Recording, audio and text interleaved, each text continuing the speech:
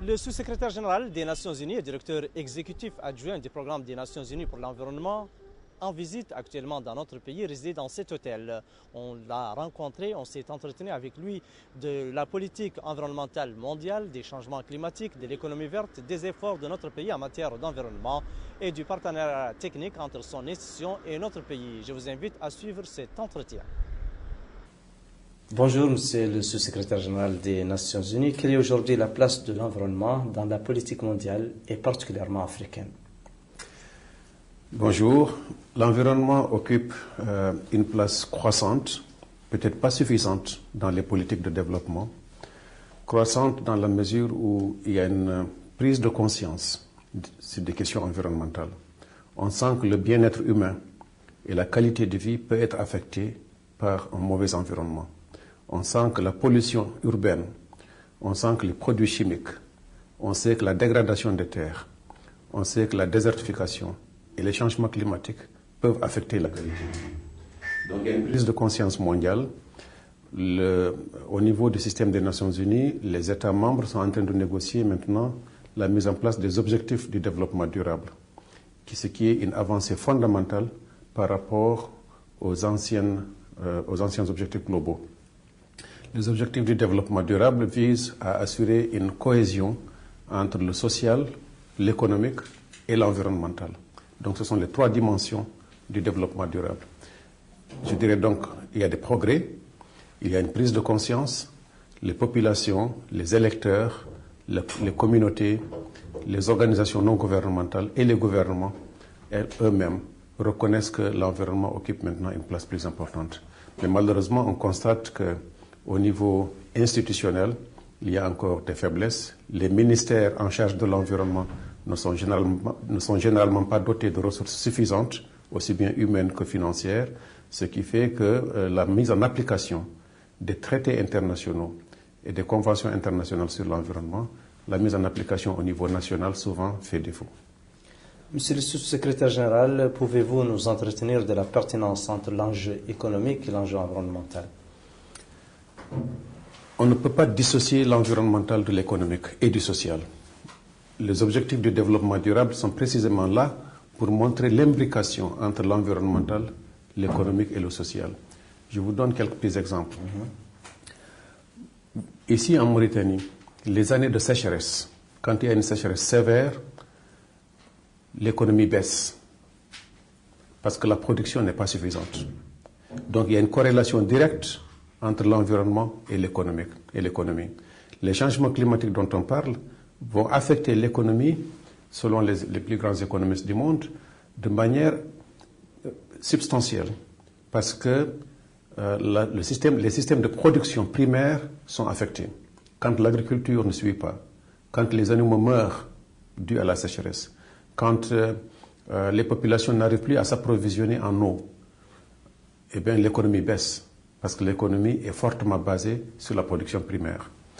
Par ailleurs, on sait que dans beaucoup de pays en développement, notamment les pays à revenus intermédiaires, qui ont des taux de croissance élevés, on a des niveaux de pollution très importants. Et ces niveaux de pollution entraînent la fermeture d'infrastructures, d'écoles, parce que les enfants ne doivent pas être exposés à des niveaux de pollution. Quand on est obligé de réduire son train de vie dû à un niveau de pollution élevé en ville et qu'on ne peut plus sortir, on a un niveau de développement important, mais on a un niveau de pollution aussi tellement important qu'on n'arrive plus à jouir du développement économique en question. Donc l'économie et le social sont très liés, on ne peut pas les dissocier. J'ai tendance à dire que ce n'est pas le ministère des Pêches qui produit les poissons. Le ministère des Pêches exploite les poissons. Ce n'est pas le ministère de l'Agriculture qui produit l'alimentation. C'est les sols qui produisent l'alimentation. Ce n'est pas le ministère de l'Hydraulique qui produit l'eau. Ils exploitent, ils approvisionnent en eau. L'eau est produite ailleurs par les écosystèmes. Et donc la nature est la source fondamentale de vie de l'homme. Et donc on a créé des ministères, des secteurs, on a créé des départements, on a créé des industries de manière à valoriser ces ressources. Mais la source de production elle-même, c'est l'environnement. Et donc c'est la base de l'économie. Restons en Mauritanie, pays sahélien vulnérable qui fait face au changement climatique. Quelle image présente-t-il dans ce contexte de changement climatique, selon vous? Les changements climatiques affectent le monde entier. Nous sommes une planète. Et cette planète est affectée par les changements climatiques qui sont dus essentiellement à l'activité humaine. La croissance économique au cours des dernières années, au cours des derniers siècles, et surtout des dernières 50 années, a été extrêmement rapide. Mais cette croissance économique a un prix. Et le prix que l'on paye aujourd'hui est dû à une forte émission de gaz à effet de serre qui est dans l'atmosphère, suspendu dans l'atmosphère et qui change, qui dérègle le climat. Les pays les plus vulnérables, ce sont les pays qui ont des ressources naturelles fragiles, comme la Mauritanie, ou qui ont des infrastructures fragiles. Donc la Mauritanie, malheureusement, comme la plupart des pays africains et des pays en développement, va subir de plein fouet les changements climatiques. Encore une fois, les paysans qui sont à Adel Bagrou et qui n'ont rien à voir avec l'industrialisation dans les pays occidentaux vont être victimes des changements climatiques et ils sont tellement fragiles que toute fluctuation du climat affecte directement le cheptel ou la production agricole. Toute fluctuation du climat fait tarir les cours d'eau et donc réduit la production. Les Mauritaniens, qu'ils soient ruraux, qu'ils soient urbains, risquent d'être affectés par les changements climatiques. Donc il faut s'y préparer. On sait que ça existe, c'est inéluctable, la science l'a prouvé. La question est de savoir comment s'adapter aux changements climatiques, comment adapter nos modes de vie, comment les petits producteurs agricoles, comment les pêcheurs artisanaux, comment les populations qui vivent de l'élevage vont pouvoir s'adapter aux changements climatiques. Et revenons sur les grands enjeux climatiques et comment ça pourrait affecter la Mauritanie. Je citerai également l'exemple de la ville de Nouakchott et des zones côtières qui sont parmi les plus vulnérables au changement climatique, notamment avec l'élévation du niveau de la mer. Il se trouve que la ville de Nouakchott a été construite au début des indépendances, au Ksar d'abord, et ensuite s'est étendue vers les zones côtières. Et une partie de cette ville de Nouakchott est située en dessous du niveau de la mer, topographiquement parlant. Elle est protégée par une dune côtière que l'on connaît, c'est une ligne extrêmement fragile et qui subit des agressions quotidiennes dues justement à l'expansion de la ville et la construction d'infrastructures nouvelles, telles que ports, aéroports, hôtels, résidences, etc. Et ça agresse une dune qui est très fragile et donc l'élévation du niveau de la mer dont on parle pourrait avoir des conséquences assez sérieuses sur la ville de Nouakchott et sur d'autres zones, pas seulement à Nouakchott, malheureusement c'est un phénomène mondial. Plusieurs villes, y compris d'ailleurs la ville de New York, vous avez vu que l'année dernière, avec la tempête Sandy, une partie de New York était inondée. Ce n'est pas seulement les pays en développement qui vont souffrir des changements climatiques, mais c'est les pays les plus vulnérables parce qu'ils ont moins de ressources, ils ont moins de technologies pour faire face à cette crise. La Mauritanie déploie d'importants efforts, tant au plan institutionnel qu'opérationnel. Vous savez mieux que moi qu'on est passé d'une simple direction de l'environnement ancrée au sein du ministère du Développement rural à un ministère du Développement durable et de l'environnement. Qu'est-ce que cela vous inspire? D'abord, beaucoup de souvenirs. Je me rappelle au début des années 80, quand je suis revenu de mes études, jeune ingénieur mis à la direction de la protection de la nature, 2 ingénieurs pour l'ensemble du département, 2 Land Rover, dont une en panne, et 2 chauffeurs. Et il fallait conserver le milieu naturel, il fallait protéger 1 million de kilomètres carrés. Et que de pas ont été franchis depuis cette période. Combien de cadres dispose maintenant la Mauritanie, non seulement au niveau du ministère, mais également parfois au niveau des organisations non gouvernementales, au niveau des universités. La Mauritanie dispose maintenant de beaucoup de cadres qui peuvent traiter des questions environnementales. Et je me félicite et très heureux de constater que cette direction a été transformée progressivement en secrétariat d'État, ensuite en ministère délégué et maintenant en ministère plein. Donc c'est une avancée notable sur le plan institutionnel qu'il va falloir continuer à transformer pour que ce ministère puisse jouer son rôle. Il ne s'agit pas de mettre en place un ministère qui va exercer les mêmes fonctions que le secrétariat d'État d'avant ou que la direction d'avant. Il s'agit maintenant de transformer ce ministère et de lui donner la place qu'il mérite dans le développement économique et social. Ce ministère doit également pouvoir travailler de manière transversale avec tous les secteurs. L'environnement n'appartient pas à un ministère. Il y a un ministère qui est chargé de la coordination, qui est chargé du développement des politiques, mais la mise en place de ces politiques, elle doit s'insérer dans tous les départements, y compris le ministère des Affaires étrangères, y compris le ministère des Finances. Chacun doit faire à son rôle. La télévision nationale, chacun a son rôle. Je suis heureux de constater que vous avez maintenant une technologie qui est plus économe en énergie. Donc tout le monde a à sa place, les municipalités, les communautés rurales, les ONG, chacun a son rôle. Donc il est très heureux de constater que le département a été érigé en ministère à part entière. Ce travail doit se poursuivre. Parce qu'encore une fois, il ne s'agit pas seulement de protéger la nature pour la beauté de la nature, il s'agit de protéger la nature parce que c'est la fondation, c'est le capital, c'est le socle du développement. Si on n'arrive pas à gérer la nature proprement, on ne pourra pas maîtriser son développement. L'économie verte, un modèle économique émergent, si je peux le qualifier ainsi, qu'en pensez-vous de ce modèle? Justement, quand je disais que la nature c'est le socle du développement, c'est qu'il va falloir développer un modèle économique qui soit moins pollueur. Au cours des 50 dernières années, grâce au modèle économique capitaliste, le monde a connu une croissance fulgurante sur le plan économique. Mais cette croissance, elle a été sale. On en paye les prix aujourd'hui. Les émissions de gaz à effet de serre dont on parle, les pollutions dans les villes, les maladies liées à l'environnement. Vous savez que 6 lits d'hôpitaux sur 10 dans les pays en développement sont occupés par des gens qui sont malades, des maladies liées à l'environnement. Mauvaise eau, diarrhée, vomissement, etc. Pollution. Et donc, le modèle de développement qui a été poursuivi jusqu'à présent a atteint un certain niveau et maintenant il faut changer de trajectoire. Il faut promouvoir des énergies propres. Et là aussi, je me félicite que la Mauritanie s'investit énormément dans les énergies renouvelables. Donc le retard que subissait la Mauritanie du fait du manque de connectivité sur des lignes à haute tension régionales ou internationales, le fait que la Mauritanie est un pays immense sur le plan géographique, fait qu'on ne peut pas relier Fidéric à Nouakchott par une ligne de haute tension. Par contre, avec les énergies renouvelables, on peut créer sa station partout. Chaque ménage peut créer sa station de production d'électricité. Chaque village, chaque ville. Et donc cette vision du gouvernement mauritanien qui correspond ensuite à l'économie verte dont vous parlez, cette vision-là, elle est à saluer et elle est à poursuivre. L'économie verte, c'est également de voir quel mode de transport on veut mettre en place.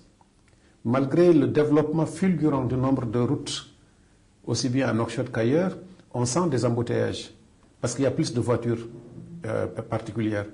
Pourquoi il y a des voitures particulières? Parce qu'il n'y a pas de transport public. Les gens n'ont pas d'alternative. Donc il faut penser à mettre en place des trams. Il faut penser à mettre en place des bus modernes, confortables, et que la personne qui habite à 10 km de Nouakchott se sente plus confortable de prendre le transport public que de prendre sa propre voiture. Qu'il sente que c'est plus économique pour elle de venir, c'est plus reposant de s'asseoir et de se faire déposer plutôt que de conduire dans les embouteillages avec tous les risques que cela comporte. Donc, c'est ça l'économie verte dont on parle. Ça demande une vision nouvelle, ça demande une économie nouvelle, et une économie moins carbonée. Les énergies fossiles qui ont été utilisées jusqu'à présent, on doit réduire leur consommation. On doit réduire leur consommation.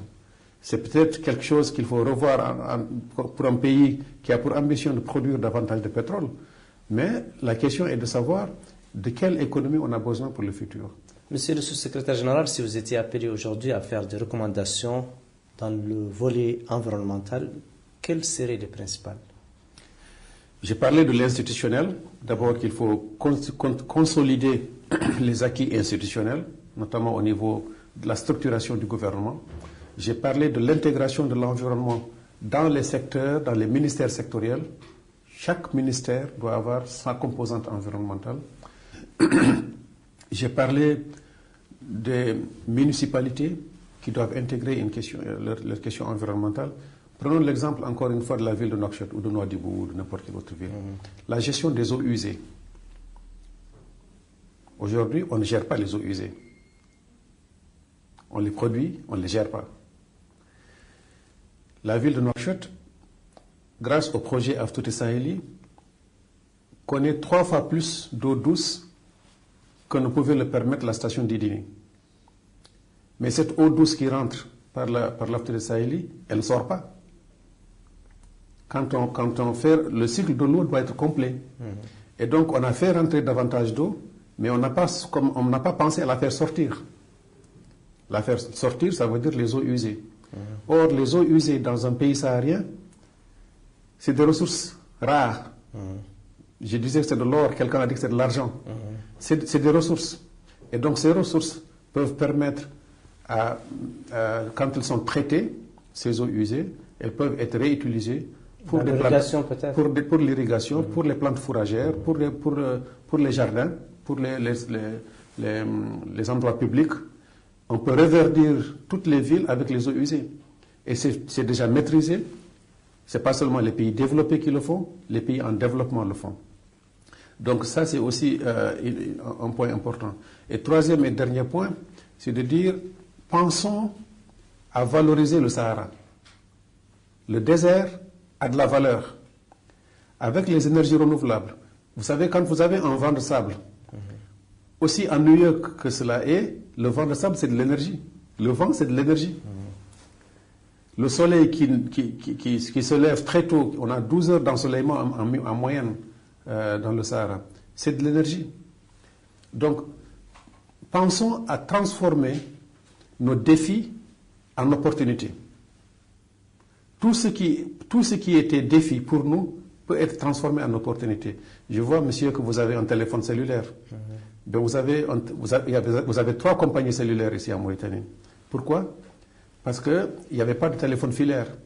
Et donc le défaut d'avoir une compagnie de téléphone filaire et que les gens soient connectés a été transformé en opportunité parce qu'il y avait une demande, parce qu'il y a un marché. Pour une population de 3 millions d'habitants, si vous avez 3 compagnies, avec le niveau de vie que l'on connaît ici en Mauritanie, c'est qu'il y a un business qui marche. Ces compagnies, elles se font de l'argent. Et donc, de la même manière, on peut transformer tous les défauts et tous les défis en opportunités. Hier, je faisais allusion aux dunes de sable que nous avons ici en Mauritanie, abondantes. Et que les gens disent, oui, c'est vrai, c'est difficile, c'est hostile, c'est désert.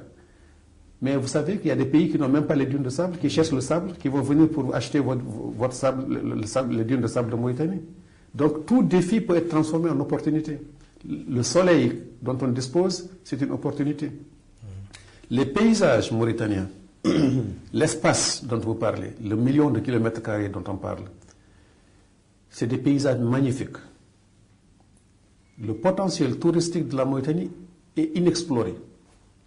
Les gens ont fini d'aller se bronzer sur les plages. Les gens veulent découvrir le grand large.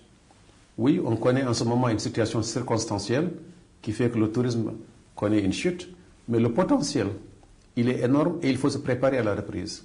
Et en plus, les Mauritaniens ont les meilleurs artisans du monde. Donc non seulement les touristes vont voir des paysages magnifiques, mais avec un artisanat encadré, bien formé, vous avez des revenus économiques importants. Non seulement pour les gens qui vont s'occuper des hôtels et des transports, mais également pour les artisans qui vont produire et toutes les familles qui vont bénéficier. Donc c'est de ce modèle économique dont on parle, c'est de cette économie verte dont on parle, une économie propre, mais prospère. Donc on peut faire des ressources, on peut développer une économie sans avoir une économie sale. Bien.